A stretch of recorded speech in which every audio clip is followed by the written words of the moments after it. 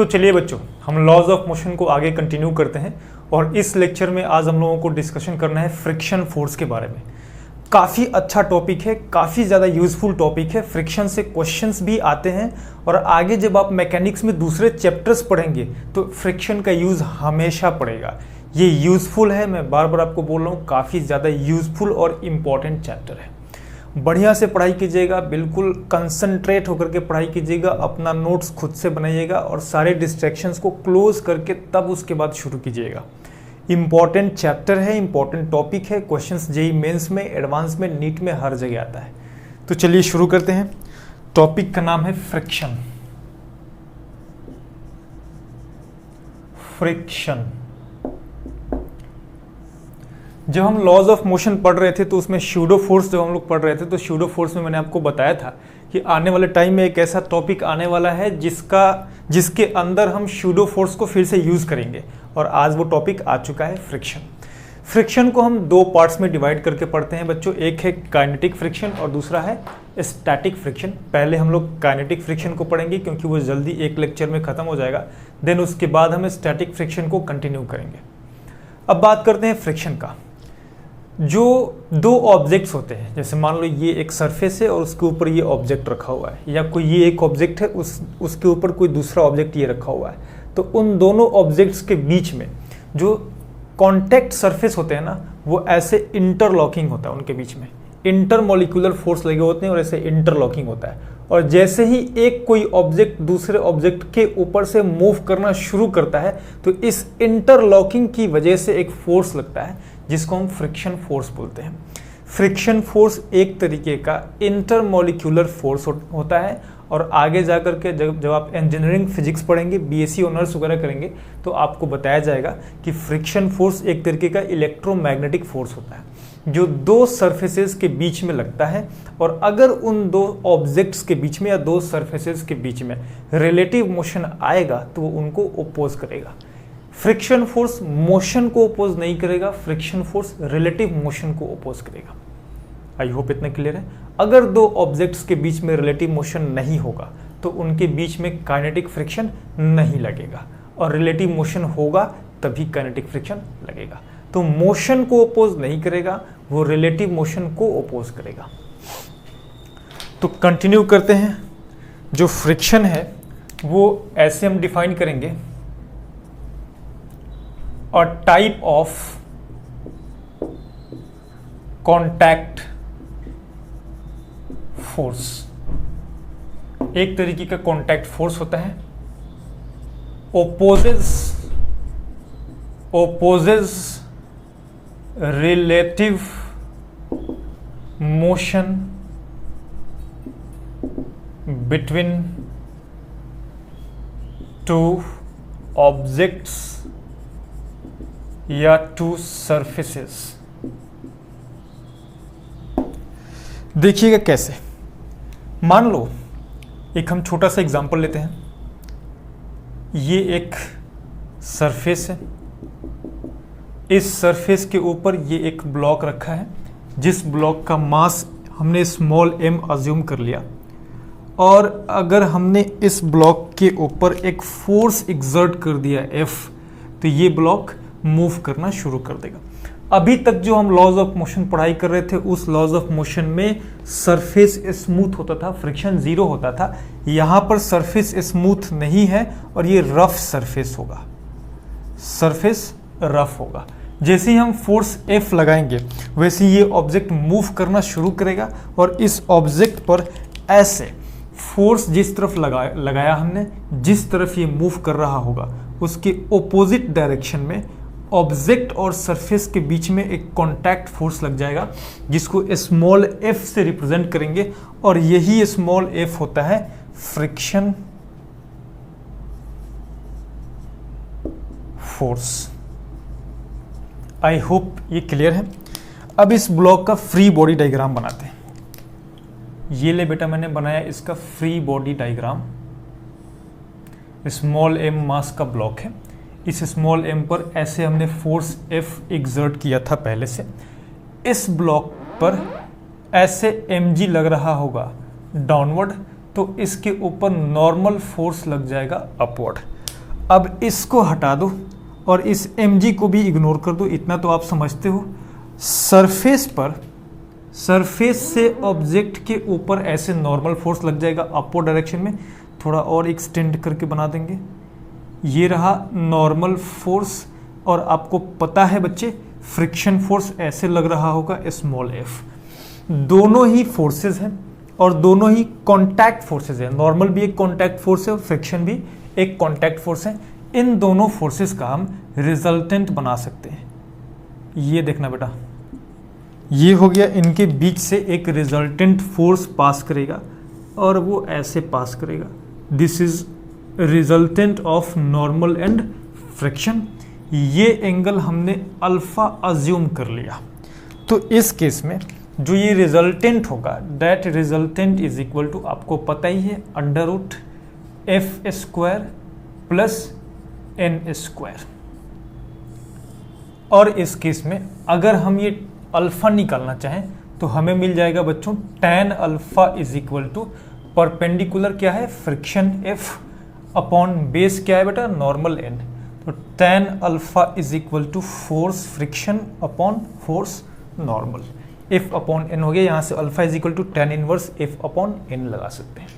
ये हमने ब्लॉक का डायग्राम बनाया था। अगर हम चाहें तो इसी तरीके से इस सरफेस का भी डायग्राम बना सकते हैं। ये है सरफेस, और जैसे ही ये ब्लॉक मूव करना शुरू करेगा वैसे ही ब्लॉक पर लगा ऑपोजिट डायरेक्शन में, तो सरफेस पर फ्रिक्शन फोर्स किस तरफ लग जाएगा बच्चे, जिस तरफ ब्लॉक पे लगा है उसके ऑपोजिट डायरेक्शन में सरफेस पे लग जाएगा। तो सरफेस पर फ्रिक्शन फोर्स ऐसे लगेगा, सरफेस पर फ्रिक्शन फोर्स ऐसे लगेगा। सरफेस पर ब्लॉक ने नॉर्मल रिएक्शन डाउनवर्ड लगाया है, दोनों ही कॉन्टैक्ट फोर्सेस हैं, तो इन दोनों कॉन्टैक्ट फोर्सेस का एक रिजल्टेंट निकल जाएगा। और रिजल्टेंट हम इस तरीके से निकालेंगे बेटा, ये रहा रिजल्टेंट R। इतना क्लियर है। हम इस एंगल को अल्फा अज्यूम कर सकते हैं। यहाँ R और N के बीच में अल्फा, ये R और N के बीच में एंगल हमने अल्फा मान लिया। सवाल ये है कि सरफेस पर फ्रिक्शन फोर्स ऐसे क्यों लगा। तो अगेन इसको समझेंगे। ये है हमारा सरफेस और उस सरफेस के ऊपर ये हमने ऑब्जेक्ट रख दिया। ऑब्जेक्ट के ऊपर फोर्स F लगा करके ऑब्जेक्ट को हम आगे मूव करा रहे थे। अब इन दोनों के ऊपर देख लो ऐसे इंटरलॉकिंग है, इंटरलॉकिंग हो गई। अगर आप ऊपर वाले ऑब्जेक्ट को ऐसे मूव कराओगे, जैसे ये मूव करना शुरू करेगा, इन फिंगर्स पे ऑपोजिट डायरेक्शन में एक फोर्स ऐसे लग रहा था, ऑपोजिट डायरेक्शन में फोर्स लग रहा था, वही फ्रिक्शन फोर्स था। तो अगर हम इसको बात करेंगे तो ये हम जैसे ही ऐसे मूव करना शुरू करेंगे तो सरफेस तो रुका हुआ है और सरफेस को ऊपर वाला ब्लॉक अपने साथ लेकर जाना चाहेगा, तो इन फिंगर्स पे राइट से लेफ्ट डायरेक्शन में, मेरे लेफ्ट डायरेक्शन में ऐसे एक फोर्स लग जाएगा और वो होगा फ्रिक्शन फोर्स। तो वही यहाँ पे फ्रिक्शन फोर्स था। पहले इन ऑब्जेक्ट्स पे लग रहा था ऐसे राइट साइड में और इन ऑब्जेक्ट्स पे लग जाएगा ऐसे लेफ्ट साइड में, तो वही यहाँ पे लेफ्ट साइड में फ्रिक्शन फोर्स लगा हुआ है। अब यहाँ पे देखिएगा, ये है फ्रिक्शन फोर्स। तो अब अगर हम रिजल्टेंट निकालना चाहें तो resultant is equal to under root f square plus n square. अगर हम tan अल्फा निकालना चाहें बेटा, tan alpha is equal to perpendicular upon base, तो f अपॉन n हो जाएगा। ये लीजिए f अपॉन n आ गया। वही जो चीज़ें वहाँ हमने निकाली थी ब्लॉक वाले केस में, वही सरफेस वाले केस में भी सेम आ गया। r tan alpha same. आई होप इतना क्लियर है। आगे बढ़ते हैं हम, और फ्रिक्शन हमने पढ़ के लिया, बेसिक चीज़ें देखी हैं। अब आगे बढ़ते हैं और हम देखते हैं टाइप्स ऑफ फ्रिक्शन।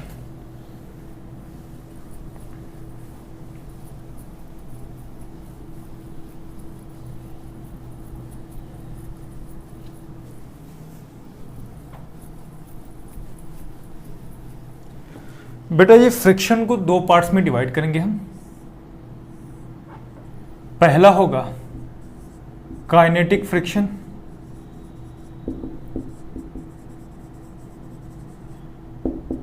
और दूसरा होगा स्टैटिक फ्रिक्शन। इन दोनों में कुछ फर्क होता है, और फर्क ये होगा कि जो काइनेटिक फ्रिक्शन होगा बच्चों, वो काइनेटिक फ्रिक्शन दो ऑब्जेक्ट्स के बीच में तब लगता है जब रिलेटिव मोशन होगा। जैसे ये दो ऑब्जेक्ट्स हैं ना, ये दो ऑब्जेक्ट्स हैं, तो जब इनके बीच में स्लिपिंग हो रहा होगा, रिलेटिव मोशन होगा, तब काइनेटिक फ्रिक्शन लगेगा, और जब सिर्फ टेंडेंसी ऑफ रिलेटिव मोशन होगा तो स्टैटिक फ्रिक्शन लगेगा। तो काइनेटिक फ्रिक्शन में लिख देना acts when there is a relative motion, और यहां स्टैटिक फ्रिक्शन में लिखेंगे acts when there is a tendency of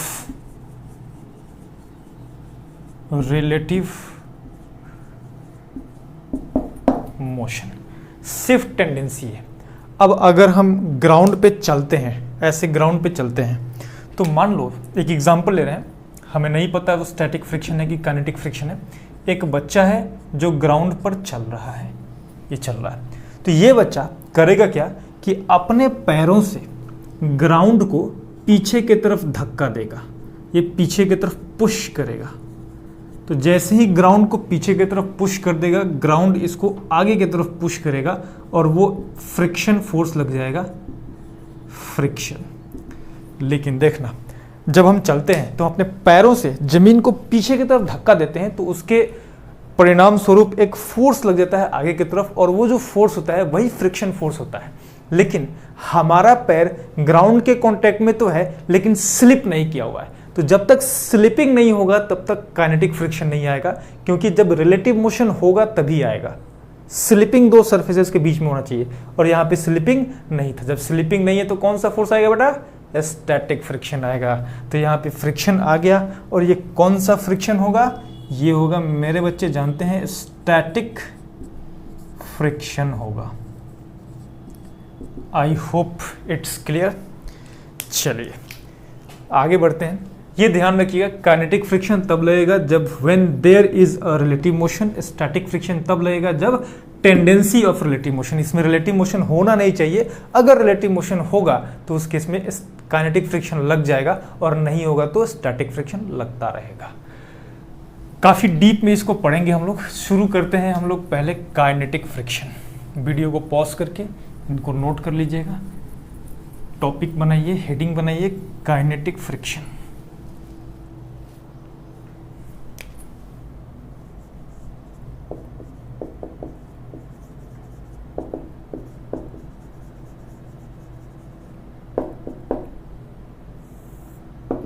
समझिए, जब रिलेटिव मोशन होगा तो लगेगा, बस इतना लिख दे रहे हैं, ओपोजेस रिलेटिव मोशन। और काइनेटिक फ्रिक्शन में टॉपिक है, टॉपिक क्या, आप ऐसे स्टेटमेंट लिख देना, काइनेटिक फ्रिक्शन या magnitude of kinetic friction is directly proportional to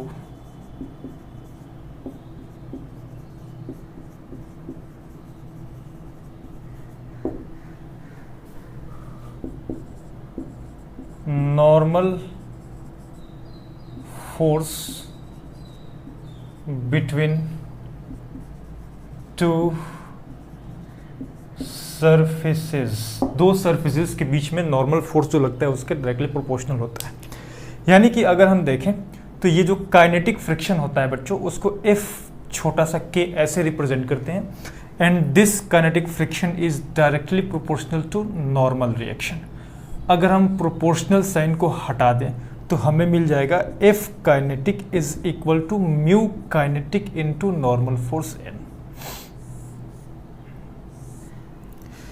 यहाँ पे इस म्यू काइनेटिक के बारे में थोड़ी बहुत बातें करते हैं। इसका नाम है कोएफिशिएंट ऑफ काइनेटिक फ्रिक्शन। ये म्यू काइनेटिक लग गया और म्यू काइनेटिक हमें बताएगा काइनेटिक फ्रिक्शन का कोएफिशिएंट। लेकिन ये म्यू काइनेटिक आया क्यों, इसका यूज क्या है, ये बताता क्या है वो देखें। तो ये हमें बताता है properties of surfaces in contact, properties of surfaces in contact, उनकी प्रॉपर्टी बताता है। यहाँ से अगर हम म्यू काइनेटिक की वैल्यू निकालना चाहें तो F kinetic upon normal, friction force है उसका यूनिट न्यूटन होगा, नॉर्मल भी एक फोर्स है उसका यूनिट न्यूटन होगा। अगर हम यहाँ डिवाइड करेंगे न्यूटन से न्यूटन कैंसिल आउट हो जाएगा और म्यू काइनेटिक यूनिटलेस हो जाएगा, यूनिटलेस। अगर कोई क्वांटिटी यूनिटलेस है तो वो डायमेंशनलेस भी होगा, डायमेंशनलेस, यूनिटलेस एंड डायमेंशनलेस हो गया। जो F काइनेटिक होता है वो फॉर स्मूथ सरफेस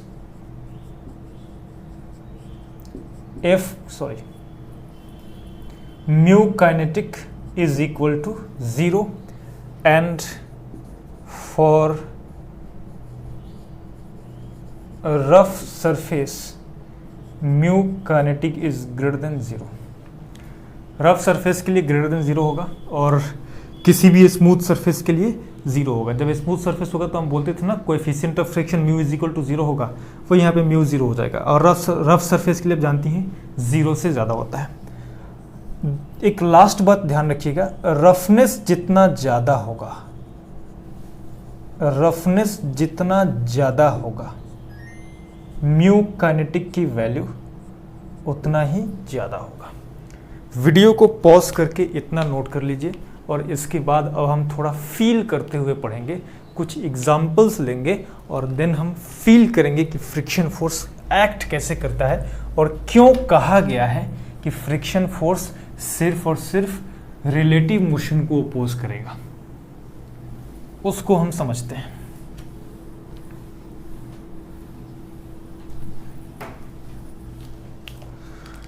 तो चल बेटा फील कर लो, अब फील।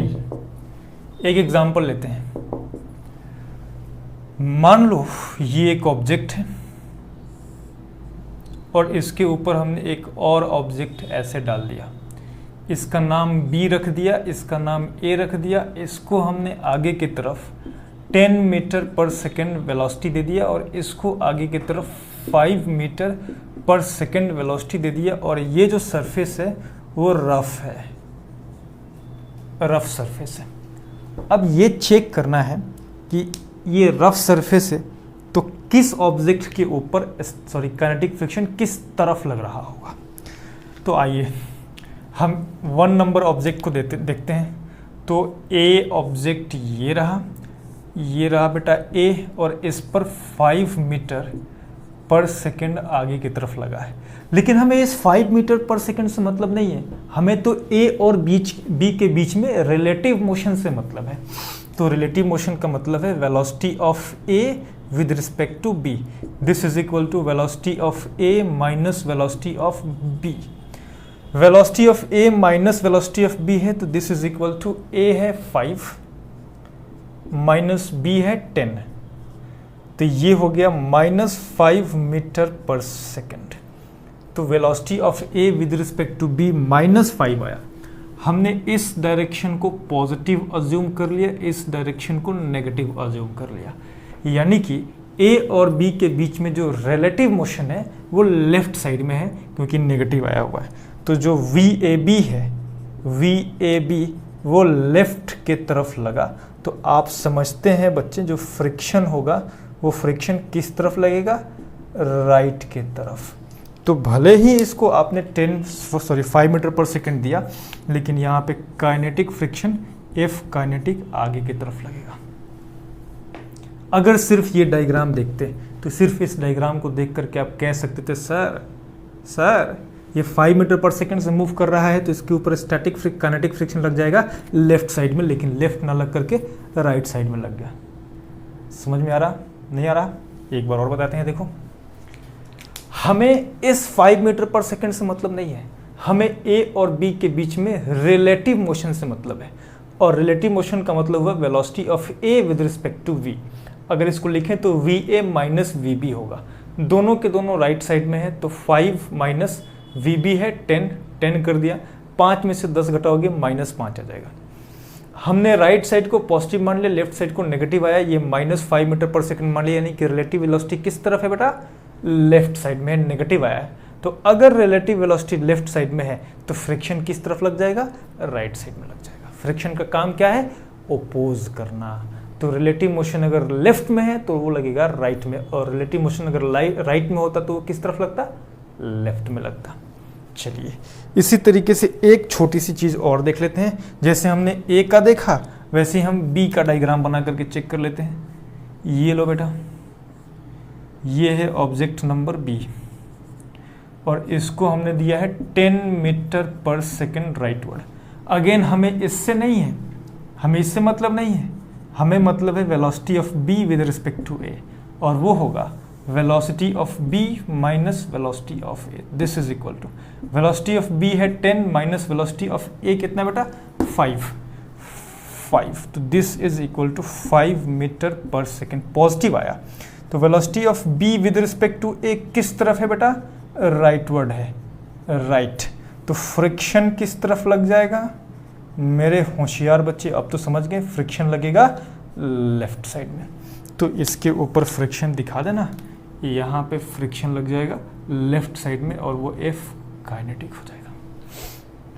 ठीक है, इसी में एक और केस ले लेते हैं, इसी एग्जांपल को लेते हैं और मान ले बेटा हमने ये ले लिया 5 किलोग्राम का ए नंबर वाला ब्लॉक और ये उसके नीचे हमने ले लिया बी नंबर वाला ब्लॉक, और अब हमने दोनों ब्लॉक्स को 10 मीटर पर सेकंड दे दिया, 10 मीटर पर सेकंड दे दिया। तो इसमें कहने वाली तो कोई बात ही नहीं है। Velocity of A with respect to B check करेंगे तो हमें मिलेगा velocity of A minus velocity of B. इस केस में 10 माइनस 10 करेंगे हमें 0 मिल जाएगा। रिलेटिव वेलोसिटी अगर 0 मिल गया तो फ्रिक्शन इस केस में एब्सेंट होगा, फ्रिक्शन कोई रोल प्ले नहीं कर रहा होगा because there is no relative motion. I hope इतना क्लियर है, इनको नोट कीजिएगा। आगे बढ़ते हैं, फील आ गया होगा अब आपको।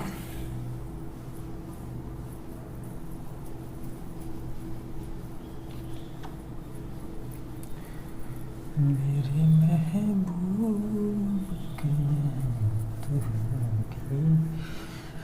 चलिए बेटा एक एग्जांपल ले रहे हैं छोटा सा।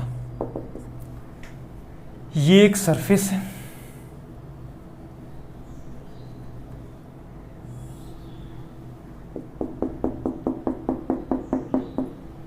और इस सरफेस पे हमने एक छोटा सा नन्हा सा प्यारा सा ब्लॉक रख दिया और उस ब्लॉक का मास 10 किलोग्राम मान लिया।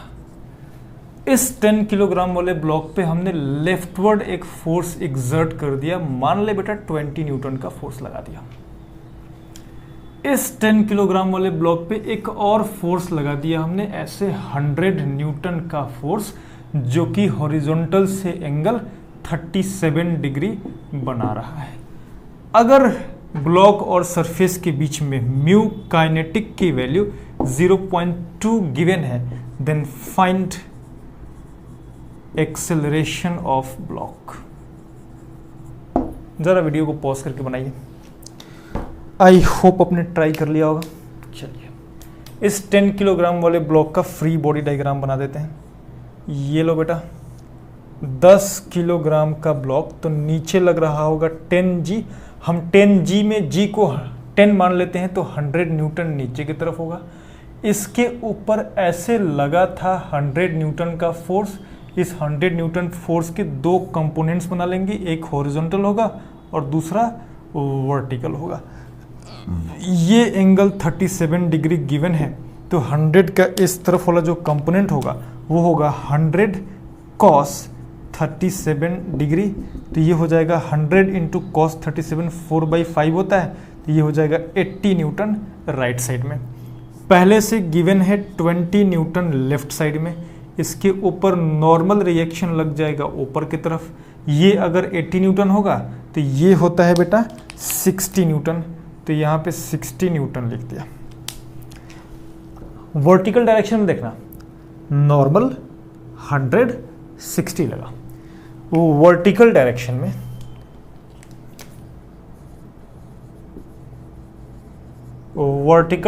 में बेटा जी normal plus 60 minus 100 is equal to 0 होगा, तो normal is equal to 40 newton आ गया। जो आपको इस केस में नॉर्मल 100 न्यूटन लग रहा था, वो 100 न्यूटन ना लग करके 40 न्यूटन होगा। ठीक है, चलिए अब हम हॉरिजॉन्टल डायरेक्शन को देखते हैं। हॉरिजॉन्टल डायरेक्शन में देखते हैं, तो हॉरिजॉन्टल डायरेक्शन में आपको पता ही है F net is equal to mass into acceleration होता है। इस केस में भी हमने F net is equal to mass into acceleration किया था। एक्सेलरेशन वर्टिकल डायरेक्शन में 0 है, तो मास इंटू एक्सेलरेशन 0 हो गया, तो net force is equal to 0 हो गया था। और net force n plus 60 minus 100 is equal to 0 लिख दिया था। हॉरिजॉन्टल डायरेक्शन में देखेंगे तो हॉरिजॉन्टल डायरेक्शन में देखना, एक फोर्स ये लग रहा है, एक फोर्स ये लग रहा है, तो 80 वाले को हम पॉजिटिव मान लेते हैं, तो 80 माइनस 20 इनके अलावा एक और फोर्स लग रहा होगा। हम मान लेते हैं बेटा 10 किलोग्राम वाले ब्लॉक का एक्सेलरेशन राइटवर्ड है, तो लेफ्ट साइड में एक काइनेटिक फ्रिक्शन लग जाएगा। जैसे ही लेफ्ट साइड में, अच्छा हमने राइट साइड में माना ना, ऐसा टेंशन लेने की जरूरत नहीं है कि लेफ्ट साइड में क्यों नहीं माना बेटा। अगर इसको लेफ्ट साइड में मान लेंगे तो बात लाइट कट गई। हाँ बच्चों, तो इस केस में काइनेटिक फ्रिक्शन पीछे की तरफ लगा है जब एक्सेलरेशन राइटवर्ड लगा है। हम अगर एक्सेलरेशन को रिवर्स कर देंगे लेफ्ट साइड में तो काइनेटिक फ्रिक्शन लग जाएगा राइट साइड में, तो उस केस में एक्सेलरेशन की वैल्यू नेगेटिव आ जाएगी। और अगर हमने राइट साइड में माना है तो एक्सेलरेशन इसकी अगर लेफ्ट साइड में होनी होगी तो इस ए की वैल्यू ऑटोमेटिकली नेगेटिव आ जाएगी, तो उसमें टेंशन लेने वाली कोई भी बात नहीं है। तो चलिए ये हो गया 40 न्यूटन। और यहाँ पे अगर हम चेक करें हॉरिजॉन्टल, तो net force is equal to mass into acceleration, तो 80 माइनस 20, तो ये रहा 80 माइनस 20 माइनस एफ काइनेटिक, तो minus F kinetic is equal to mass into acceleration. बेटा जी मास कितना है इसका, तो मास है 10 किलोग्राम इंटू इसका एक्सेलरेशन है ए। अब देखना जरा, 80 माइनस 20 माइनस एफ काइनेटिक को हम म्यू काइनेटिक इंटू नॉर्मल लिख सकते हैं, और म्यू काइनेटिक 0.2 है, तो ये हो गया 0.2 इंटू नॉर्मल की वैल्यू 40 है, तो ये हो जाएगा 40 and this will be equal to 10A। Now 80 minus 20 is 60, और 60 माइनस ये हो जाएगा 8, 60 minus 8 is 52 upon 10 is equal to A। तो यहाँ से एक्सेलरेशन आ जाएगा 5.2 मीटर पर सेकेंड स्क्वायर। ये रहा आंसर। एक बार फिर से मैं आपको बता दे रहा हूं कैसे होगा। हॉरिजॉन्टल डायरेक्शन में F net is equal to mass into acceleration किया हुआ है।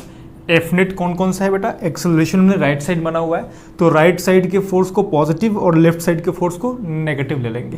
तो 80 minus 20 minus F kinetic is equal to mass into acceleration. Mass है 10 किलोग्राम, एक्सेलरेशन हमने इसका ए माना हुआ है तो ए आ गया। तो 80 माइनस 20 हो जाएगा 60, F kinetic mu kinetic into N होता है, म्यू काइनेटिक की वैल्यू 0.2 गिवन है। नॉर्मल फोर्स हमने निकाला है 40 न्यूटन, तो 0.2 इंटू 40 आ गया। तो 0.2 इंटू 40 करोगे तो वो 8 हो जाएगा, 8 न्यूटन आएगा। तो 80 माइनस 20 इज 40, 80 माइनस 20 इज 60, और 60 माइनस 8 इज 52 अपॉन 10, तो A is equal to 5.2 metre पर सेकेंड स्क्वायर आ गया। ठीक है, इतना कॉपी कीजिएगा। एक और एग्जांपल लेते हैं, आगे बढ़ते हैं।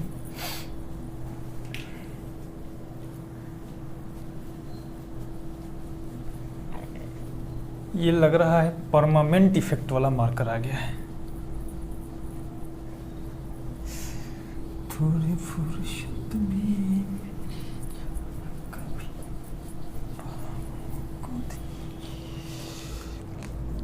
क्वेश्चन है, ये एक हॉरिजॉन्टल टेबल है,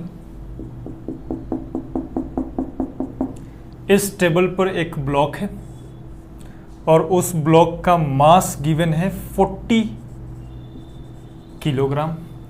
यहाँ इस टेबल से एक क्लैंप के थ्रू एक पुली बंधा हुआ है और ये ब्लॉक एक स्ट्रिंग के थ्रू इस पुली से कनेक्टेड है और ये स्ट्रिंग इस पुली पर होते हुए ऐसे नीचे गया और एक और ब्लॉक यहाँ पर कनेक्टेड है इस पुली से और उस ब्लॉक का मास गिवन है 4 किलोग्राम। 4 किलोग्राम। यहाँ पे ब्लॉक और सरफेस के बीच में coefficient of kinetic friction 0.02 given है।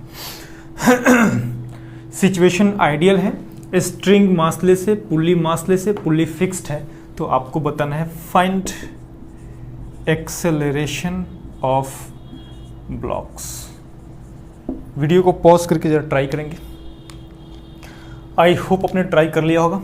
यहाँ देखना बेटा, जी की वैल्यू अगर हमने 10 मान लिया तो यहाँ लग रहा होगा 40 न्यूटन, यहाँ टेंशन टी लगेगा, यहाँ से यहाँ तक एक ही स्ट्रिंग है तो यहाँ भी टेंशन टी लग रहा होगा। अगर ये ब्लॉक ए एक्सेलरेशन से डाउनवर्ड स्लाइड करना शुरू करता है तो इस 40 किलोग्राम वाले ब्लॉक पर ए एक्सेलरेशन राइटवर्ड लग जाएगा, इसका भी एक्सेलरेशन ए, इसका भी एक्सेलरेशन ए हो जाएगा। राइट। अब देखना बेटा, जैसे ही इस पे एक्सेलरेशन ए लगेगा राइट साइड मूव करना शुरू करेगा। अगर ये राइटवर्ड मूव करेगा तो इस ब्लॉक के ऊपर लेफ्ट साइड में यहाँ पर एक काइनेटिक फ्रिक्शन लग जाएगा। दोनों ब्लॉक्स का बारी बारी से हम लिखेंगे इक्वेशन और वहाँ से हमें मिल जाएगा। इस ब्लॉक का हम देखें तो 4G हो जाएगा 40 minus tension T is equal to 4A। ये रहा इक्वेशन नंबर 1। इस 40 किलोग्राम वाले ब्लॉक का अगर हम चेक करें तो tension T minus F kinetic, तो टेंशन T माइनस इस F काइनेटिक के जगह पे बच्चे हम म्यू काइनेटिक इंटू नॉर्मल लिख सकते हैं। This is equal to mass कितना है 40 इंटू एक्सेलरेशन कितना है A। ये रहा इक्वेशन नंबर 2। 1 और 2 को ऐड करो बेटा, टेंशन से टेंशन कैंसल आउट हो गया और हमें मिल जाएगा 40 माइनस म्यू काइनेटिक की वैल्यू 0.02 है, 0.02 इनटू इस केस में नॉर्मल की वैल्यू कितनी होगी, तो नीचे लग रहा होगा 40G और ऊपर लग रहा होगा नॉर्मल रिएक्शन, तो नॉर्मल की वैल्यू 40G के बराबर होगी। 40G का मतलब G की वैल्यू अगर 10 ले लिया तो ये हो जाएगा 400।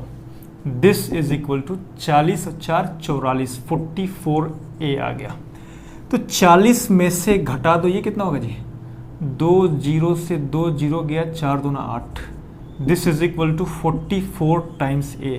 तो acceleration A is equal to 32/44, तो 8/11 आ गया। तो acceleration A is equal to 8/11 metre पर सेकेंड स्क्वायर। ये रहा आंसर। इस तरह के क्वेश्चंस को आप ऐसे सॉल्व करेंगे। ये काफ़ी इजी था, आसान था, इसको नोट कर लीजिए। एक और बढ़िया क्वेश्चन देखते हैं आप। ये क्वेश्चन गिवन है बच्चों, कह रहा है a bag is gently dropped on a conveyor belt moving at a speed of 2 meter per second. The coefficient of friction between the belt and the bag is 0.4. Initially the bag slips on the belt before it comes to rest due to friction. The distance traveled by the bag on the belt during slipping motion is. Distance निकालना है, कितना होगा। तो देख बेटा, distance निकालने के लिए कई सारे फॉर्मूले हमारे पास हैं। एक फॉर्मूला है S is equal to U T plus half A T square और एक फॉर्मूला है V square minus U square is equal to 2AS। अब इस केस में जब कन्वेयर बेल्ट पे, मान लीजिए बेटा कन्वेयर बेल्ट है ये, इस केस में ये कन्वेयर बेल्ट शुरू से 2 मीटर पर सेकेंड से मूव कर रहा है। इस कन्वेयर बेल्ट पे अगर हमने एक बैग ड्रॉप कर दिया, जेंटली ड्रॉप किया, मतलब ड्रॉप कर दिया, ये m मास का बैग है, तो इस बैग के पास शुरुआती मोशन जो होगी वो 2 मीटर पर सेकेंड होगी। 2 मीटर पर सेकेंड शुरुआती मोशन होगी, क्योंकि बेल्ट का मोशन कितना है 2 मीटर पर सेकेंड। जैसे ही इसको हम ड्रॉप करेंगे बेल्ट का मोशन इसको मिल जाएगा 2 मीटर पर सेकेंड। और ये बैग यहाँ से चलते चलते चलते चलते मान लो यहाँ आया और ये x डिस्टेंस आकर के रुक जाएगा इस पोजीशन पे, तो आपको पता करना है x कितना होगा। सिंपल ये क्वेश्चन है। तो हमारे पास फॉर्मूला है x is equal to U T plus half A T square या फिर V square minus U square is equal to 2as। तो हम लगाएंगे V square minus U square is equal to 2 into A into S. ये इसलिए लगाया because हमें time तो पता है नहीं, तो हम S is equal to U T plus half A T square formula use नहीं कर सकते हैं। वी स्क्वायर का मतलब क्या है, फाइनली कम्स टू रेस्ट बोल दिया। कम्स टू रेस्ट का मतलब है final velocity is equal to 0। Initial velocity मैंने यहाँ पे 2 मीटर पर सेकेंड आपको दिखा दिया है, तो u इज इक्वल टू तो होगा बेटा 2 मीटर पर सेकेंड। ये s हमें फाइंड आउट करना है कितना होगा, और s के जगह पे x मैंने माना है, तो ये x हो गया, ये x हो जाएगा, ये x हो जाएगा। x पता करना है कितना होगा। इस x को निकालने के लिए हमारे पास अगर a मिल जाए तो काम हो जाए। काश मेरे पास a होता, कोई बात नहीं, a निकाल लेंगे अभी। हम सबको पता है बेटा net force is equal to mass into acceleration होता है। इस केस में, कन्वेयर बेल्ट के केस में, जैसे ही हम ड्रॉप करेंगे वैसे ही बेल्ट और बैग के बीच में एक काइनेटिक फ्रिक्शन लग जाएगा, बिकॉज यहाँ पे बोला है ड्यू टू फ्रिक्शन। तो स्लिप करेगा और स्लिप करेगा तो काइनेटिक फ्रिक्शन लगेगा। तो इस पूरी जर्नी में जब ब्लॉक यहाँ पे हमने बैग यहाँ पे ड्रॉप किया, तो यहाँ से लेके यहाँ तक ये बैग मूव किया, तो इस पूरी जर्नी में इस बैग के ऊपर एक ही फोर्स लग रहा है, और कौन सा फोर्स है, काइनेटिक फ्रिक्शन। तो जो हम नेट फोर्स की बात करेंगे तो नेट फोर्स एक ही है, और वो हम लिख सकते हैं यहाँ पे F kinetic is equal to mass into acceleration. F kinetic का formula mu kinetic into normal, this is equal to mass into acceleration. होशियारी से देखना, क्या काइनेटिक फ्रिक्शन और एक्सेलरेशन का डायरेक्शन सेम है? नहीं। एक्सेलरेशन किस तरफ है बेटा, राइटवर्ड, और इस केस में काइनेटिक फ्रिक्शन किस तरफ लग रहा है, लेफ्टवर्ड। तो ये फ्रिक्शन इस केस में, सॉरी, यहाँ पे काइनेटिक फ्रिक्शन वेलोसिटी के ऑपोजिट डायरेक्शन में है। वेलोसिटी 2 मीटर पर सेकेंड है, और इस 2 मीटर पर सेकेंड के ऑपोजिट डायरेक्शन में वेलोसिटी है। तो ये 2 मीटर पर सेकेंड के ऑपोजिट डायरेक्शन में काइनेटिक फ्रिक्शन है, तो ये काइनेटिक फ्रिक्शन इस केस में इस ब्लॉक को रिटार्ड करने का काम करेगा, क्योंकि वेलोसिटी के ऑपोजिट डायरेक्शन में लग रहा है। तो जब रिटार्ड करने का काम कर रहा है, तो ये जो F kinetic is equal to mass into acceleration लिखा है, ये माइनस हो जाएगा। म्यू काइनेटिक का वैल्यू गिवन है 0.4, तो यहाँ लिखेंगे 0.4 इंटू बैग का मास कितना है बेटा, A bag is gently dropped on a conveyor belt. Normal reaction नहीं पता,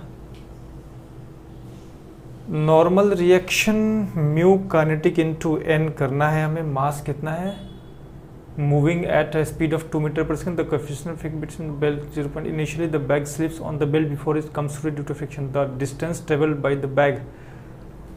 इस नॉर्मल रिएक्शन को में काम करेंगे। अगर हमें नॉर्मल रिएक्शन नहीं पता है तो आपको पता है ये जो छोटा सा बैग है, इस छोटे से बैग को हम यहाँ पे ड्रॉ करेंगे, और छोटा सा m मास का बैग है, इसका mg लग रहा होगा नीचे और ऊपर लग रहा होगा नॉर्मल। तो नॉर्मल की वैल्यू मेरे होशियार बच्चे जानते हैं mg के बराबर होगा। तो भले ही पूरे क्वेश्चन में मास न गिवन हो, हम यहाँ से नॉर्मल निकाल लेंगे। n की जगह पे m इंटू जी लिख देंगे, this is equal to minus of m into A हो जाएगा। m से m कैंसिल आउट हो गया, इस g की वैल्यू 10 डाल दो, तो acceleration is equal to -4 metre पर सेकेंड स्क्वायर आ गया। ले बेटा, ये एक्सेलरेशन रिटार्डेशन का काम कर रहा होगा, रिटार्डेशन। तो अब इस केस में हम पुट करेंगे तो हमें मिल जाएगा, फाइनल वेलोसिटी है 0, तो 0 माइनस इनिशियल वेलोसिटी है 2 मीटर पर सेकेंड, 2 का स्क्वायर 4 हो जाएगा। This is equal to 2 into acceleration है -4 इंटू डिस्प्लेसमेंट s, और s के जगह पे हमने यहाँ पे x माना है, तो ये हो गया बेटा x। तो यहाँ से माइनस से माइनस कैंसल आउट हो गया, 4 से 4 कैंसल आउट हो गया, और x की वैल्यू 1/2 यानी कि 0.5 मीटर आ गया। ये लीजिए बेटा, x की वैल्यू 0.5 मीटर आया। ये रहा हमारा आंसर। आई होप इतना क्लियर है। काफ़ी अच्छा क्वेश्चन था, जेईई मेंस का PYQ है। ज़रा इसको पॉज करके नोट कीजिए। नेक्स्ट क्वेश्चन देखते हैं, और एक अच्छा क्वेश्चन, काफ़ी अच्छा क्वेश्चन लेते हैं। ये नेक्स्ट क्वेश्चन गिवन है बच्चों। ये एक डायग्राम बनाया हुआ है और कह रहा है if the tension in a string is 16 newton and acceleration of each block is 0.5 metre पर second square, find the friction coefficient at the two contacts with the blocks. इन दोनों कॉन्टैक्ट्स पर कोएफिशिएंट फ्रिक्शन कितना होगा। यहाँ पे हमने μ1 माना हुआ है, यहाँ पे हमने μ2 माना हुआ है, तो μ1 और μ2 की वैल्यू निकालना। ये एक स्टैंडर्ड क्वेश्चन है, अच्छा क्वेश्चन है, HC वर्मा का क्वेश्चन है। जरा वीडियो को पॉज करके ट्राई कीजिए। आई होप आपने ट्राई कर लिया होगा। चलिए, जब मैं कहता हूँ वीडियो को पॉज करके ट्राई कीजिए, तो मेरे बच्चे ईमानदारी से एकदम ट्राई करेंगे, बिल्कुल भी बेईमानी नहीं चलेगा। खुद के साथ, टीचर के साथ कोई बेईमानी नहीं, 100% अपने से ट्राई कीजिए। नहीं ट्राई हो, नहीं बने, तो उसके लिए तो हम हैं ही बाद में। चलिए बेटा, मान लिया मैंने कि 4 किलोग्राम का ब्लॉक ए एक्सेलरेशन से स्लाइड करना शुरू करेगा। तो जब ये स्लाइड करेगा ऐसे डाउन द इंक्लाइंड, तो यहाँ से लेकर यहाँ तक एक ही स्ट्रिंग है, और उसी स्ट्रिंग से 2 किलोग्राम का ब्लॉक है। तो अगर ये डाउन द इंक्लाइंड स्लाइड करेगा, तो ये लेफ्टवर्ड ए एक्सेलरेशन से मूव करना शुरू कर देगा। चलिए अब इक्वेशन लिखते हैं, दोनों ब्लॉक्स का इक्वेशन लिखेंगे। 4 किलोग्राम वाले ब्लॉक का अगर हम इक्वेशन लिखें तो ऐसे होगा। ये है बेटा 4 किलोग्राम का ब्लॉक, 4 किलोग्राम, 4 किलोग्राम पर ऐसे वर्टिकली डाउनवर्ड 4G फोर्स लग रहा होगा। इस 4G के 2 कंपोनेंट्स निकलेंगे, एक कंपोनेंट जाएगा ऐसे और एक कंपोनेंट जाएगा ऐसे। देखना बेटा, ये एंगल अगर 30 डिग्री है तो मेरे होशियार बच्चे जानते हैं कि ये एंगल भी होगा 30 डिग्री। तो 4G का ये कंपोनेंट हो जाएगा 4G cos 30 डिग्री, और 4G का ये कंपोनेंट हो जाएगा 4G sin 30 डिग्री। इस 4 किलोग्राम वाले ब्लॉक पर ऐसे लग जाएगा नॉर्मल फोर्स। और देखना, जैसे ये स्लाइड करना शुरू करेगा, इस 4 किलोग्राम वाले ब्लॉक पर एक फ्रिक्शन फोर्स, काइनेटिक फ्रिक्शन ऐसे लग जाएगा, F काइनेटिक, और ये स्ट्रिंग तन जाएगा। तो स्ट्रिंग तनने का मतलब है यहाँ पर एक टेंशन फोर्स T लग जाएगा। मेरे होशियार बच्चे जानते हैं अब करना क्या है। ये ब्लॉक ऐसे स्लाइड करना स्टार्ट किया है ए एक्सेलरेशन से, तो ये फोर्स पॉजिटिव हो जाएगा और ये दोनों फोर्स नेगेटिव हो जाएंगे। तो यहाँ हम लिखेंगे 4G sin 30 degree minus T minus F K, minus T minus F K is equal to 4 into acceleration A, 4 into acceleration A. इसकी वैल्यू पुट कर देना, 4G की वैल्यू 10 साइन 30 1/2 माइनस टेंशन की वैल्यू कितना बेटा, कितना 16 न्यूटन दिया है। तो माइनस टेंशन की वैल्यू 16 माइनस एफ काइनेटिक की जगह पे हम एफ काइनेटिक को बेटा हम लिख सकते हैं म्यू काइनेटिक इंटू नॉर्मल, और म्यू काइनेटिक नहीं पता, यहाँ पे μ2 गिवन है, तो ये μ2 हो जाएगा। और नॉर्मल की वैल्यू कितना बेटा 4G cos 30 के बराबर। तो नॉर्मल की जगह पे हम लिखेंगे 4G cos 30 is equal to 4 into acceleration कितना बेटा 0.5 मीटर पर सेकेंड स्क्वायर। तो ये 0.5 हो गया। यानी कि अगर हम यहाँ से सॉल्व करेंगे तो इससे ये 2 बार में कैंसिल हो जाएगा, 10 2 ना 20 में से 16 घट गया, 4 आएगा, माइनस μ2 इंटू इसको सॉल्व करेंगे तो 4 और 10 40, और cos 30 √3/2, तो 40 गुणे √3/2 तो 20 √3 हो जाएगा। 20 √3 इज इक्वल टू ये हो जाएगा कितना 2 2। तो यहां से इस 2 को इस तरफ लेके आओ, 4 में से 2 गया 2 इज इक्वल टू 20√3 μ2 आया, यानी कि मेरे बच्चे μ2 इज इक्वल टू 2/20√3 यानी कि 10/√3 आ गया। ये रहा μ2 की वैल्यू। 100% क्लियर है। मैं फिर से आपको बता रहा हूं, करना क्या है, इस ब्लॉक का फ्री बॉडी डायग्राम बना के फोर्स एनालिसिस कर दो। तो 4 किलोग्राम वाले ब्लॉक पर 4g sin 30 लगा, फिर 4g cos 30 लगा और उसके ऑपोजिट डायरेक्शन में नॉर्मल एक्शन लग गया। यहाँ पे अगर ये स्लाइड करेगा एक्सेलरेशन से तो F काइनेटिक और टेंशन इस तरफ लग जाएगा एक्सेलरेशन के ऑपोजिट डायरेक्शन में। और इस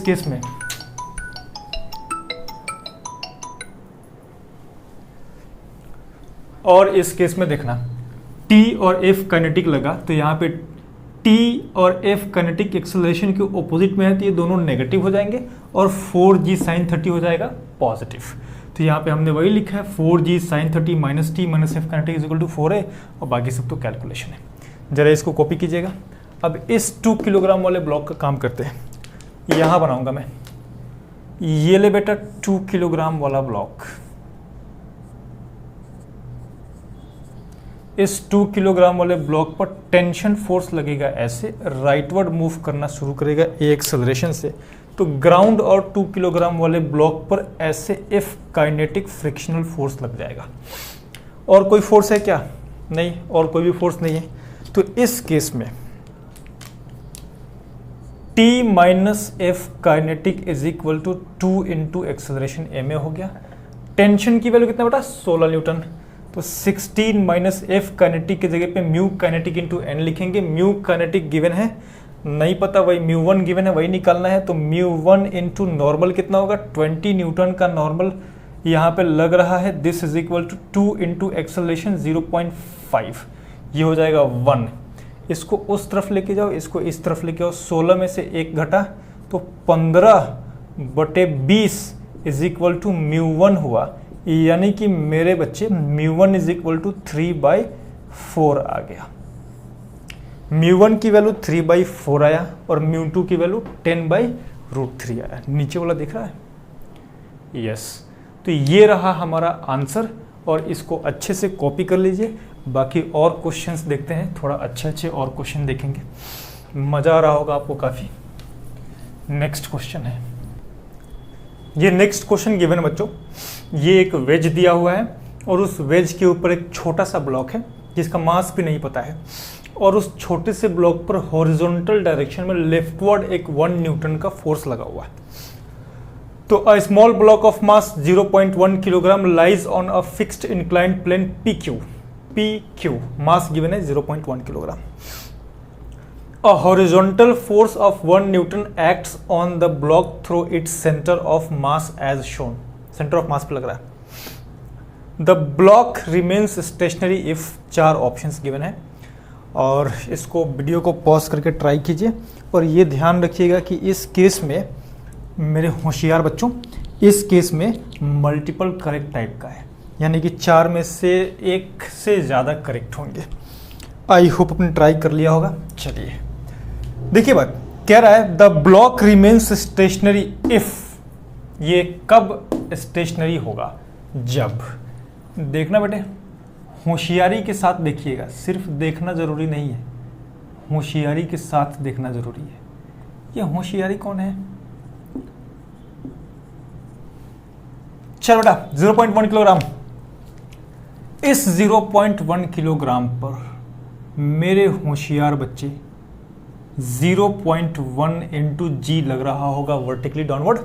इस 0.1 किलोग्राम पर ऐसे एक फोर्स लग जाएगा, इसका कंपोनेंट, और इसका एक कंपोनेंट इधर भी लग जाएगा। अगर ये थीटा, तो ले बेटा ये एंगल थीटा, इस 0.1 का ये कंपोनेंट 0.1 जी कॉस थीटा हो जाएगा, और ये कंपोनेंट 0.1 जी साइन थीटा हो जाएगा।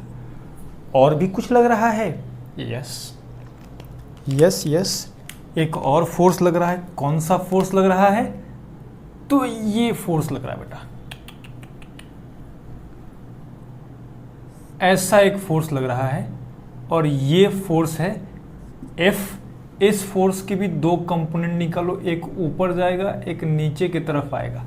ये एंगल थीटा, तो मेरे होशियार बच्चे जानते हैं ये एंगल होगा थीटा और इसका ये कंपोनेंट हो जाएगा F cos थीटा और ये कंपोनेंट हो जाएगा F sin थीटा। और भी कोई फोर्स लग रहा होगा? यस, नॉर्मल रिएक्शन लग रहा होगा ऐसे N।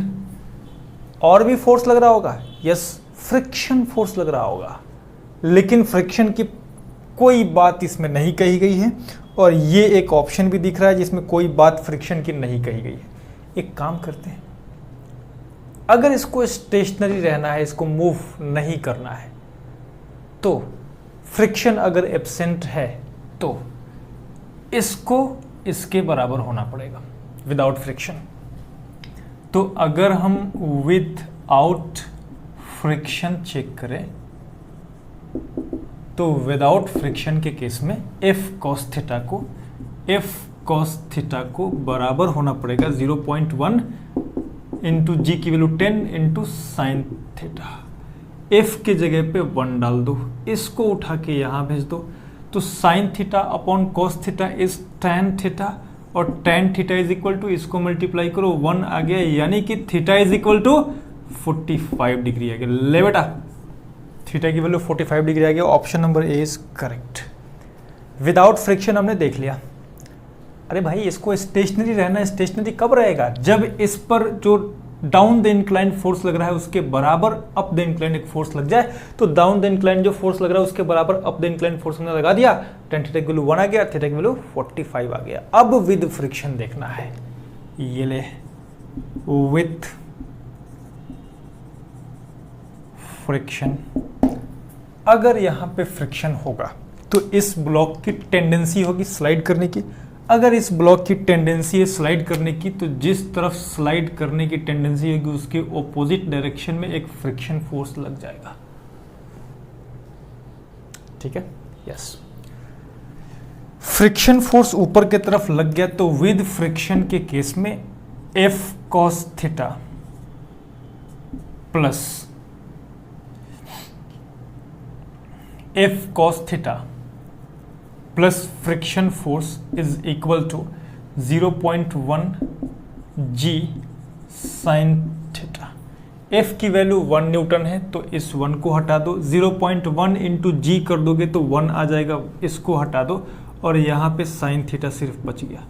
0.1 इंटू 10 1 हो जाएगा। अब ये देखना, इसको जरा कंपेयर करके अगर हम लिखें तो हमें मिलेगा sine theta is greater then cos theta. Sine theta is greater then cos theta. हाँ भाई, यहाँ पे कॉस थीटा में कुछ आपने जोड़ा है तब वो साइन थीटा के बराबर हुआ है, तो साइन थीटा तो कॉस थीटा से बड़ा ही है। और sine theta greater than cos theta तब होता है जब when theta is greater then 45 degree. तो ले बेटा, थीटा 45 डिग्री से बड़ा आ गया और फ्रिक्शन फोर्स किस तरफ लगेगा? फ्रिक्शन फोर्स Q की तरफ लगेगा। तो theta is greater then 45 degree and friction force acts towards Q। Theta is greater then 45 degree and friction acts towards Q। ये हुआ फाइनल आंसर। जरा इसको कॉपी कीजिए। अच्छा क्वेश्चन है, पुराना जेई का क्वेश्चन है, लेकिन दमदार क्वेश्चन है। अब और थोड़ा दमदार चीज स्टडी करते हैं। जेई एडवांस को फोड़ना है। मेरे बच्चे, नीट वाले बच्चे, नीट में 700 प्लस मार्क्स लेके आएंगे, 710 712 नंबर लेकर के आना है आपको। तो उस केस में क्वेश्चन भी टॉप लेवल का करना पड़ेगा, मेहनत भी करना पड़ेगा, रगड़ के कंसंट्रेट होकर पढ़ना भी पड़ेगा। तो आइए एक और अच्छी लेवल का एडवांस उड़ा करके बड़े लेवल का क्वेश्चन लेते हैं। ये एक इंक्लाइंड प्लेन है।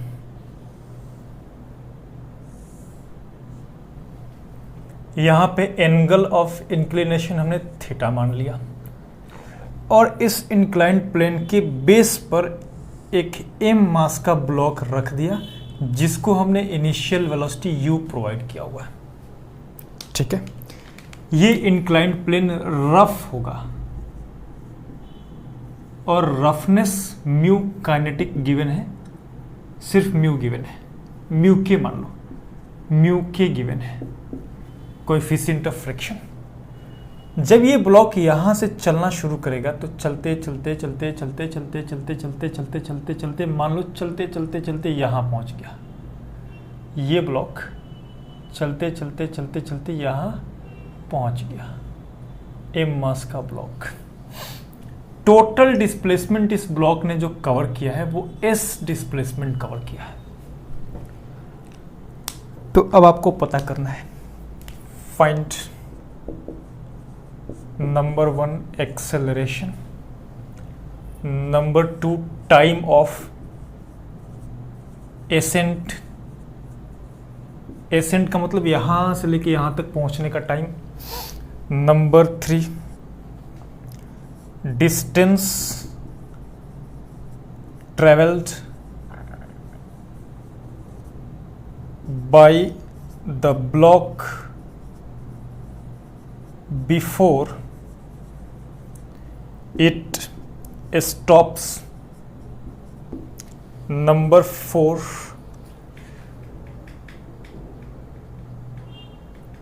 distance traveled by the block before it stops. Number 4 height achieved from ground before it stops. Video को पॉज करके जरा ट्राई कीजिए। 4 क्वेश्चन हैं और ट्राई कीजिएगा तभी आपका कुछ भला हो पाएगा, ऐसे तो भला होने से रहा। आई होप आपने ट्राई कर लिया होगा। चलिए, इस छोटे से ब्लॉक का अगर हम छोटा सा FBD बनाएं तो आपको पता है बच्चे, इस तरफ लग रहा होगा mg sin थीटा, और अगर ये u वेलोसिटी से अप द इंक्लाइन मूव कर रहा है तो इस तरफ लग रहा होगा f काइनेटिक, ऐसे लग रहा होगा mg cos थीटा, और ऐसे ऊपर की तरफ लग रहा होगा नॉर्मल फोर्स। हमने इस ब्लॉक का acceleration down the inclined assume कर लिया, ए एक्सेलरेशन। ध्यान से देखिए, एकदम ध्यान से स्टडी करिए, स्लो स्टडी कीजिए, कोई हड़बड़ी नहीं है, सीखना इंपॉर्टेंट है। ए एक्सेलरेशन डाउन द इंक्लाइंड हमने इसका अज्यूम कर लिया, हमें एक्सेलरेशन ए फाइंड आउट करना है। तो इस ब्लॉक का एक्सेलरेशन कैसे निकालेंगे वो देखिए। इस ब्लॉक के लिए हम लिखेंगे, पहला नंबर एक्सेलरेशन निकालना है तो F net is equal to mass into acceleration. मेरे होशियार बच्चे बताएंगे नेट फोर्स कितना है, F kinetic plus mg sine theta. तो mg sine theta plus F kinetic की जगह पे mu kinetic into mg cos theta, this is equal to mass into acceleration. m से m कैंसल आउट हो गया और हमें यहाँ से मिल जाएगा acceleration a is equal to g into sine theta plus mu kinetic into cos theta. ये लो बच्चे, एक्सेलरेशन की इतनी वैल्यू आ गई। पहला काम हो गया। दूसरा काम, time of ascent. Time of accent तब निकलेगा जब ये अपने मैक्सिमम हाइट तक पहुंच चुका है। प्रोजेक्टाइल मोशन में आपने देखा, जब एक बॉल को हम प्रोजेक्ट करेंगे तो यूं जाएगा और टॉप पोजीशन पे जब पहुंचेगा तो टॉप पोजीशन पे पहुंचेगा तो अपवर्ड डायरेक्शन में उसकी वेलोसिटी उस टाइम में 0 हो जाती थी। तो वैसे ही इस केस में इस ब्लॉक की इस तरफ वाली वेलोसिटी हो जाएगी 0, तभी टाइम ऑफ एसेंट निकलेगा।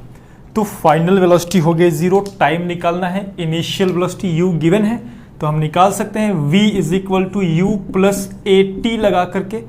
v है बच्चे 0, u कितना है, u प्लस एक्सेलरेशन कितना है, इसका u और v दोनों ही अप द इंक्लाइंड है और एक्सेलरेशन में डाउन द इंक्लाइंड बना हुआ है, तो ये एक्सेलरेशन नेगेटिव हो जाएगा और हमें मिल जाएगा माइनस का g into sine theta plus mu kinetic into cos theta into time t। ले बेटा, time t is equal to u upon g into sine theta plus mu kinetic into cos theta आ गया। ये हो गया time of ascent, इसको TA बोल दो। T A, time of ascent. Simple, कुछ खास नहीं किया है। v is equal to U plus AT लगा दिया है, u की वैल्यू u ही है, a की वैल्यू माइनस जी साइन थीटा प्लस म्यू कोस इंटू खत्म। तो फर्स्ट नंबर हो गया, सेकंड नंबर हो गया। अब distance travel before it stops निकालना है। तो डिस्टेंस ट्रेवल के लिए हम V square minus U square is equal to 2as लगा सकते हैं। तो 3 नंबर में V square minus U square is equal to 2as लगाएंगे और ये पूरा डिस्प्लेसमेंट हमने s अज्यूम कर लिया है। फाइनल वेलोसिटी है 0 माइनस इनिशियल u ही है, U square is equal to 2 into acceleration की जगह पे minus G into sine theta plus mu kinetic into cos theta into S. ये ले बेटा एस की वैल्यू आ गई U square upon 2g into sine theta plus mu kinetic into cos theta. ये distance travelled before it stops की value आ गई। ये भी हो गया, थर्ड नंबर भी हो गया। Fourth number, height achieved from ground before it stops. चलिए मान लिया हमने ये इसकी हाइट है h,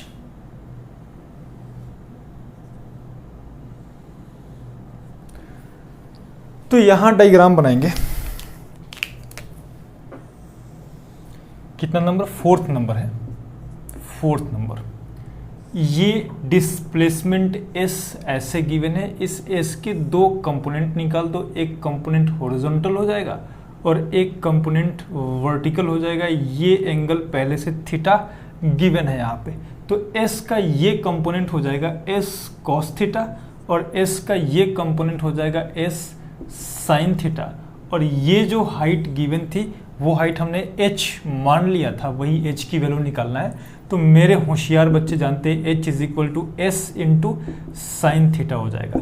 यानी कि जो h की वैल्यू है वो जो आपने s निकाला है उसने बस साइन थीटा से मल्टीप्लाई कर देना है। तो ये हो जाएगा you square sine theta divided by 2g into sine theta plus mu kinetic into cos theta. ये ले बेटा, ये आ गया आंसर।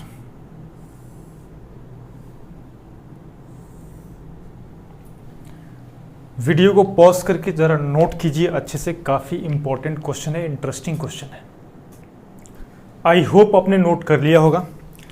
तो देखिए जरा, इस केस में जो जो इंपॉर्टेंट फॉर्मूले निकले हैं ना, इनको याद नहीं करना है ना, दूसरे एक और क्वेश्चन करना है। इसमें टाइम ऑफ एसेंट जैसे हमने निकाला वैसे टाइम ऑफ डिसेंट निकालेंगे और उसके लिए इनको अलग कर दीजिए।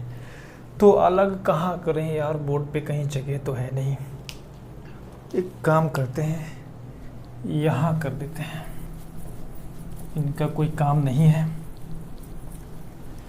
तो देखिएगा, पहला नंबर फॉर्मूला निकला है, फॉर्मूला नहीं है मतलब रिजल्ट निकला है। Acceleration a is equal to g into sine theta plus mu के into cos theta.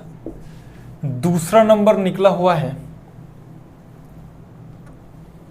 Time of ascent is equal to u upon g into sine theta plus mu के into cos theta. Third number में निकला हुआ है s की वैल्यू और s is equal to U square upon 2g into sine theta plus mu के into cos theta. इसको हमने जानबूझ करके अलग नोट किया हुआ है। अब इसके अलावा मैं बाकी सबको मिटा दूंगा और दूसरा क्वेश्चन अब इसी को रिवर्स करके करेंगे। अप द इंक्लाइन ना होकर के डाउन द इंक्लाइंड होगा। इंक्लाइन प्लेन के टॉप पोजीशन पे जा करके हम इसको ब्लॉक को रिलीज कर देंगे, मिटा देते हैं, सब मिटा देते हैं। तो ये एक इंक्लाइंड प्लेन है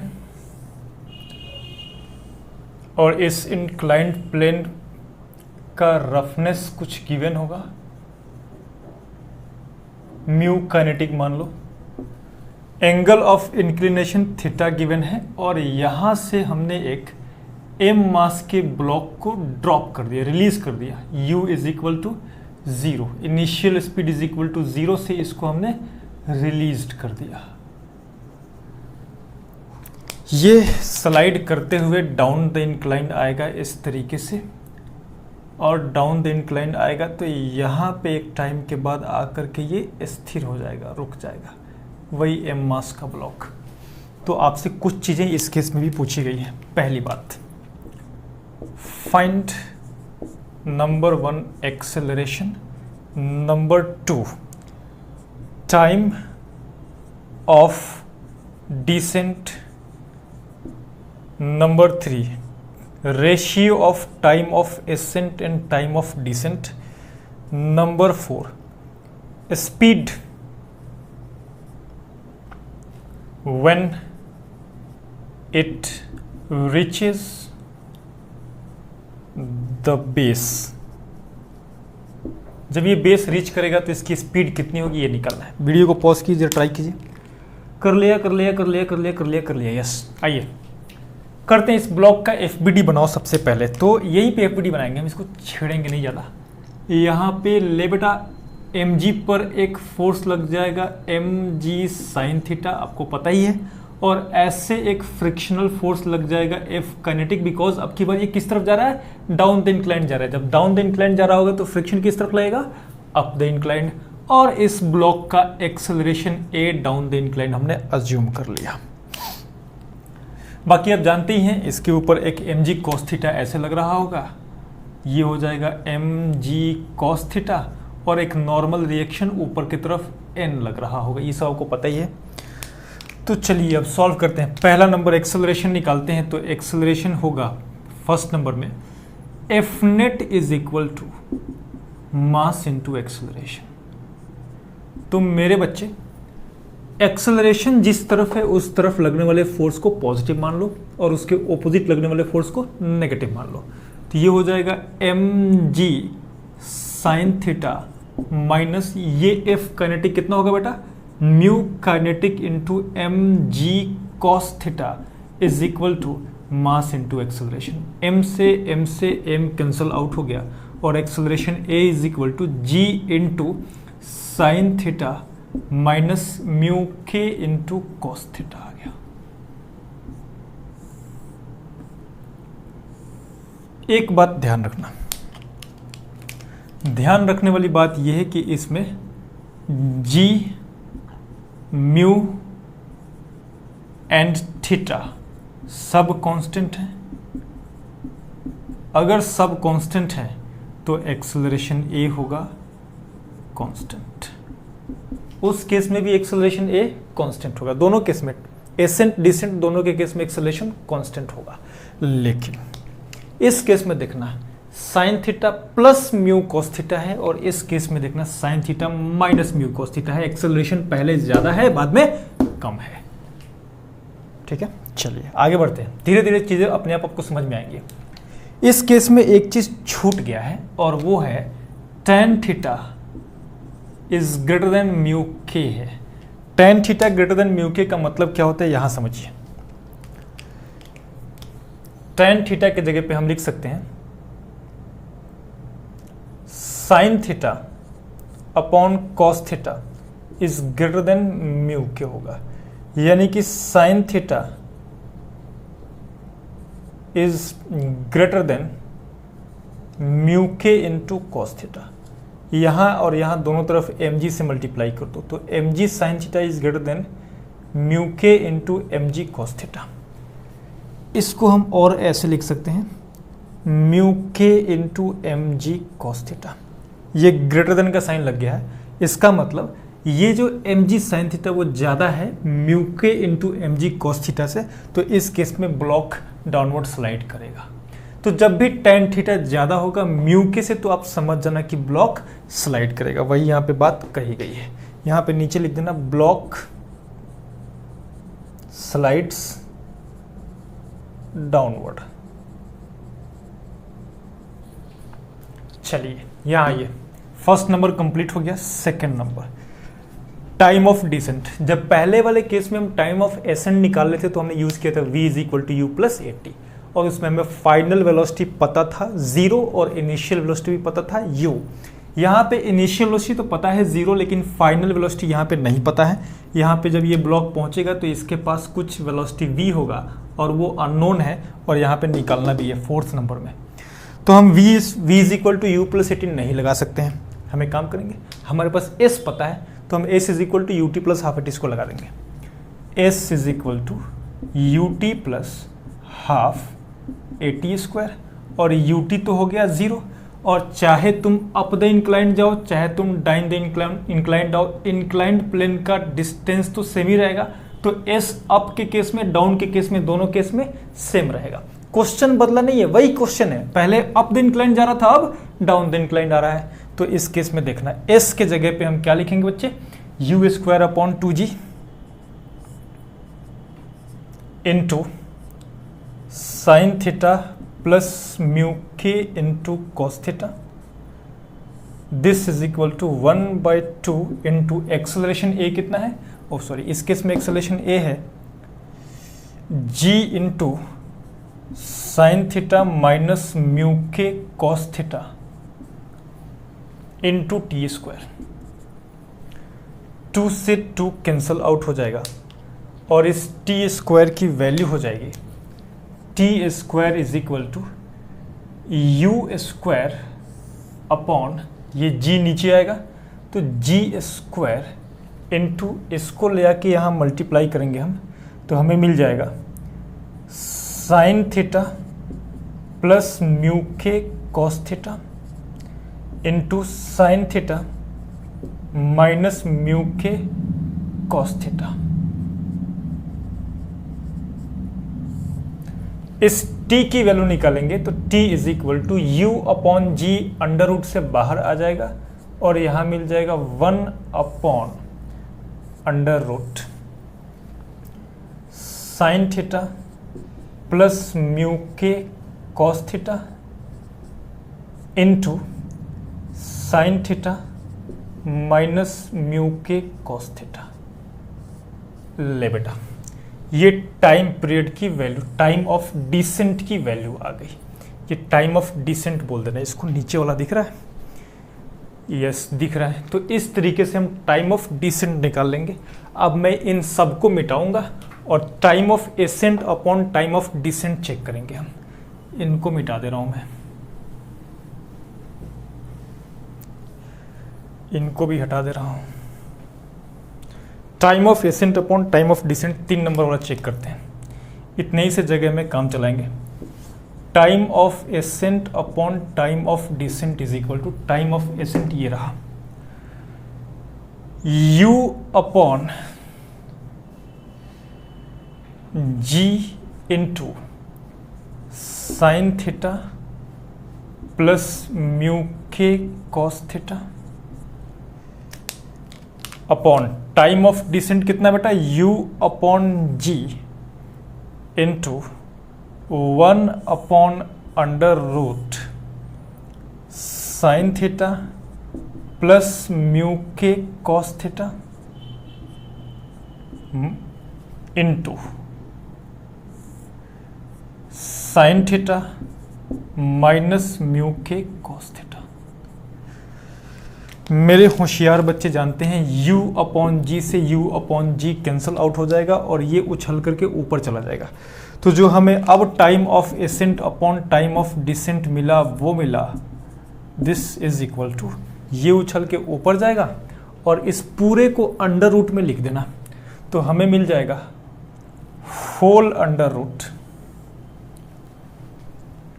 साइन थीटा प्लस म्यू के कॉस थीटा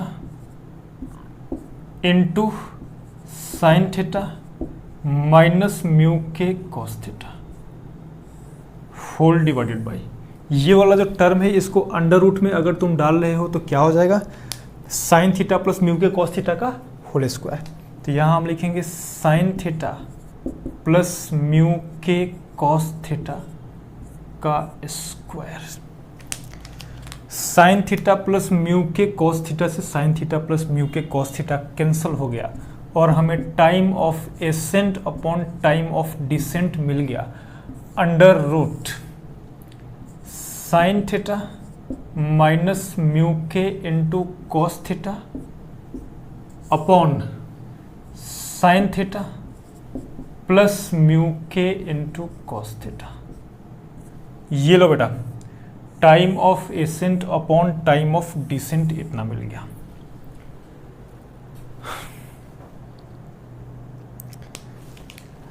बात ये नहीं है कि time of ascent upon time of descent अपने निकाल लिया, बल्कि ये रिजल्ट कुछ शो करना चाहता है। और वो क्या शो करना चाहता है?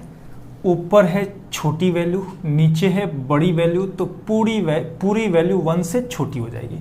अगर ये पूरी वैल्यू 1 से छोटी हो जाएगी तो टाइम ऑफ एसेंट बड़ा है, टाइम ऑफ डिसेंट छोटा है। सॉरी, उल्टा बोल दिया मैंने। ये पूरी वैल्यू 1 से छोटी हो जाएगी, तो पूरी वैल्यू 1 से छोटी हो जाएगी तो टाइम ऑफ डिसेंट को ले जाकर के इधर मल्टीप्लाई करोगे तो 1 से छोटी हो जाएगी, तो टाइम ऑफ एसेंट और टाइम ऑफ डिसेंट इस केस में इक्वल नहीं होंगे। आई होप आपको ये चीज़ समझ में आ गया होगा, time of ascent time of descent equal नहीं है। तो इस केस में देखना, ये पूरी वैल्यू 1 से छोटी है, तो मैं इसको यहाँ पे बता रहा हूँ आपको। Time of ascent upon time of descent is less than 1, तो time of ascent is less than time of descent. अब देखना, चाहो तो आप नोट कर सकते हो, अगर ये इंक्लाइंड प्लेन स्मूथ होता, अगर यहाँ पे फ्रिक्शन 0 होता, तो जितना टाइम ऑफ एसेंट होता उतना ही टाइम ऑफ डिसेंट होता है। जितना टाइम यहाँ से यहाँ जाने में लगता उतना ही टाइम यहाँ से यहाँ आने में भी लगता, अगर स्मूथ होता तो। लेकिन अगर यहाँ पे फ्रिक्शन आ गया तो अब मामला कुछ और हो जाएगा, और यहाँ पे आपके सामने है कि मामला क्या हुआ है। टाइम ऑफ एसेंट कम है, टाइम ऑफ डिसेंट ज़्यादा है, तो ऊपर जाने में कम टाइम लगेगा, नीचे आने में ज़्यादा टाइम लगेगा। इसको पूरा पॉज करके नोट कर लीजिए। लास्ट वाला speed when it reaches the base, ये हम सॉल्व करते हैं और इसको मिटा दे रहे हैं।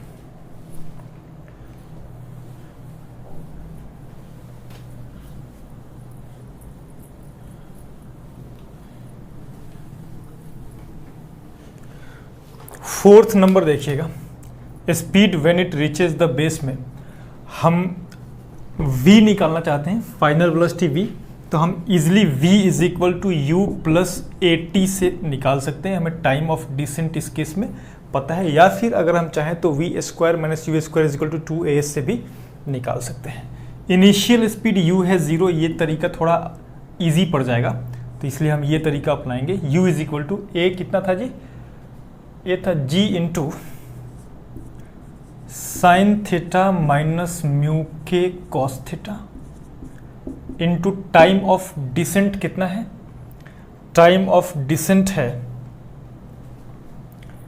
u upon g into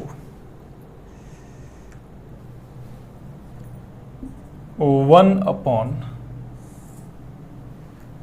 under root sine theta plus mu के cos theta into sine theta minus mu के कॉस थीटा। ये वैल्यू आ गई। अब यहां देखना, g से g कैंसल आउट हो जाएगा, g से g कैंसल आउट हो जाएगा, और इसको अगर आप अंडर रूट में लेकर के जाओगे तो साइन थीटा माइनस म्यू के कॉस थीटा से साइन थीटा माइनस म्यू के कॉस थीटा कैंसल आउट हो जाएगा। तो final velocity v is equal to हमें मिल जाएगा, final velocity v is equal to u into under root sine theta minus mu के cos theta upon sine theta plus mu के into cos theta. ये value आई। गौर से जरा देखिए और नोट कीजिए, हमने क्या किया है, v is equal to U plus 80 लिखा हुआ है। u हो गया इस केस में 0, इनिशियल वेलोसिटी u हो गया 0, तो v इज इक्वल टू हमने एक्सेलरेशन ए की जगह पे g into sine theta minus mu को कॉस थीटा डाल दिया, और उसके बाद टाइम ऑफ डिसेंट, ये जो हमने यहाँ पे टाइम ऑफ डिसेंट निकाला है ना u upon G into this, वो हमने वैल्यू यहाँ पे पुट कर दिया, तो ये फाइनल वेलोसिटी की वैल्यू ये आ गई। ठीक है, थोड़ा अच्छा लगा, थोड़े बड़े बड़े क्वेश्चंस हमने इसमें किए हैं। आगे चल करके जब हम स्टैटिक फ्रिक्शन नेक्स्ट क्लास में पढ़ेंगे तो और अच्छे क्वेश्चन करेंगे। आज के लिए इतना काफ़ी है। All the best.